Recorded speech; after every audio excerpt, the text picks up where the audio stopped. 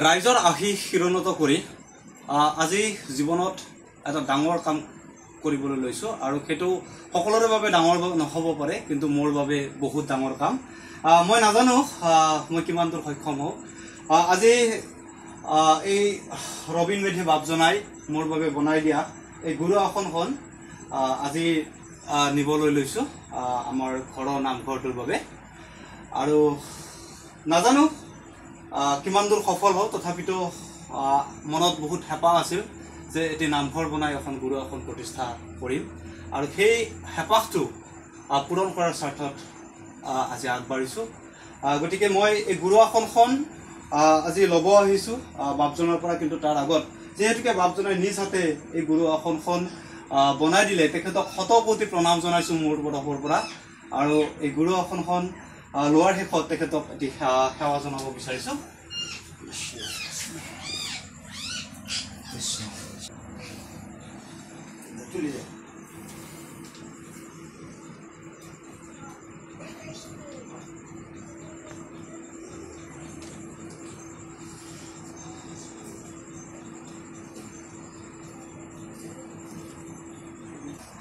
আমি যিখন গুৰু আসন প্ৰথমতে দেখা দিব বিচাৰিছো ইয়াতে তিনিখন গুৰু আসন আছে আৰু তিনিখনৰ ভিতৰত আমি নিব অহা গুৰু আসনখন হৈছে এইখন আপোনালোকে জনাব কেনে লাগিছে আৰু তেখেতে আচলতে বহুত গুৰু আসন বনাইছে ৰবীন্দ্ৰ মেধি বাপজনাই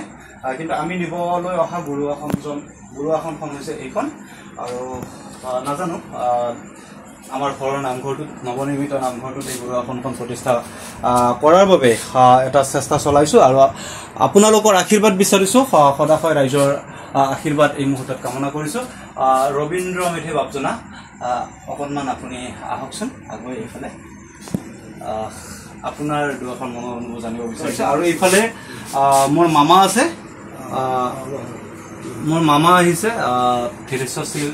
বাপ তেখেতে অকণমান ওচৰতে সেইখন গুৰু আসন ইফালে সাধাৰণতে গুৰু আসন নামঘৰ বহুতৰে থাকে কিন্তু গুৰু আসন প্ৰতিষ্ঠা তেনেকৈ নকৰে সাধাৰণভাৱে এটা মন্দিৰ স্থাপন কৰি তাত প্ৰতিষ্ঠা হয় কিন্তু আমি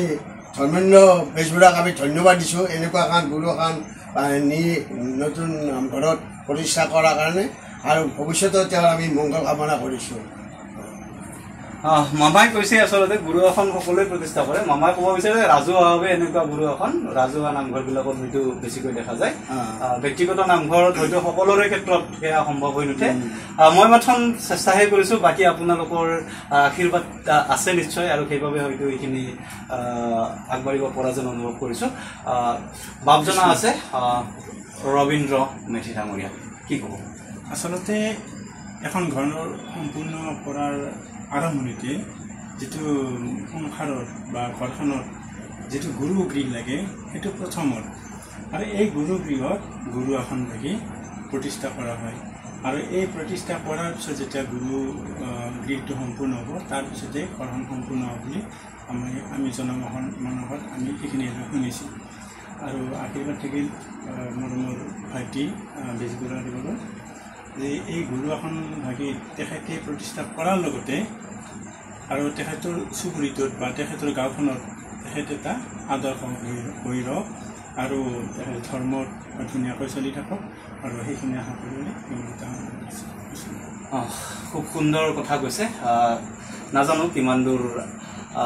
চেষ্টা কৰিব পাৰিছোঁ কিন্তু সদায়ে নেদেখাজনৰ ওচৰত বিশ্বাস ৰাখোঁ আৰু সেইবাবে হয়তো আজিলৈকে এইখিনি পৰ্যায়ত চলি আছোঁ কিবাকে হ'লেও চলি আছোঁ বা চলি থকাৰ সাহসখন গোটাব পাৰিছোঁ যি নহওক ভিডিঅ'টো সামৰণি মাৰিব বিচাৰিছোঁ আৰু এই অহা দেওবাৰে এই গুৰু আসন তাত প্ৰতিষ্ঠা কৰা হ'ব আমাৰ নামঘৰত আৰু আপোনালোকক মানে ফেচবুকৰ মাধ্যমেৰে বা ছ'চিয়েল মিডিয়াৰ মাধ্যমেৰে নিমন্ত্ৰণ জনাইছোঁ পাৰিলে এপাক দেখা দিব ধন্যবাদ জনাইছোঁ আৰু এটা শব্দ কম বেজবৰুৱা দেৱৰ লগতে যি বহুত বয়োজ্যেষ্ঠ ব্যক্তিয়েও আচলতে গুৰু গৃহ লাগে বুলি মনত নাহেয়ে কিন্তু এই ভাইটিৰ এতিয়ালৈকে সংসাৰ হোৱাই নাই কিন্তু এনেকুৱা এটা ল'ৰা অৱস্থাতে মানে তেখেতে এই গুৰু গৃহটো স্থাপন কৰাৰ ক্ষেত্ৰত বা গুৰু আসন স্থাপন কৰাৰ ক্ষেত্ৰত আমি তেওঁক ধন্যবাদ আৰু কৃতজ্ঞতা জনাইছোঁ আৰু আশীৰ্বাদ জনাইছোঁ যাতে তেওঁ উজ্জ্বল ভৱিষ্যত কাম কৰিব আমিও প্ৰণাম জনাইছোঁ আপোনাক যথেষ্ট আৰু নাজানো ইয়াৰ এক প্ৰচেষ্টাহে মাথোন আপোনালোকে আশীৰ্বাদ কৰিব সেই কামনা কৰিছোঁ আৰু ভগৱানৰ ওচৰত সদায় প্ৰাৰ্থনা কৰোঁ যে আমি নিজৰ হকে নহয় আমি দহৰ হকে পাৰিলে আমি আগবাঢ়িব লাগিব গতিকে সেই মানসিকতা আগত ৰাখি নিজৰ জীৱনটো চলাই নিয়াৰ চেষ্টা কৰিছোঁ আৰু এই ভিডিঅ'টো সামৰণি মাৰিছোঁ ধন্যবাদ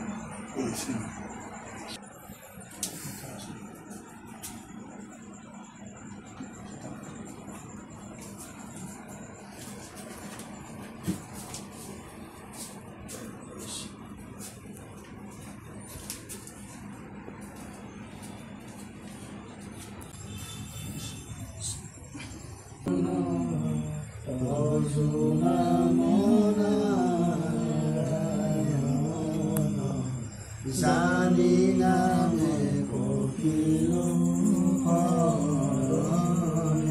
কৃষ্ণ হৰি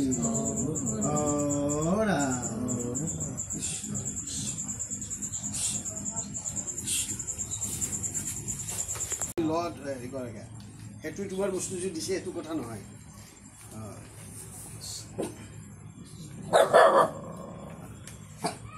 আপনাৰ বস্তু আপনাৰ বস্তু আছে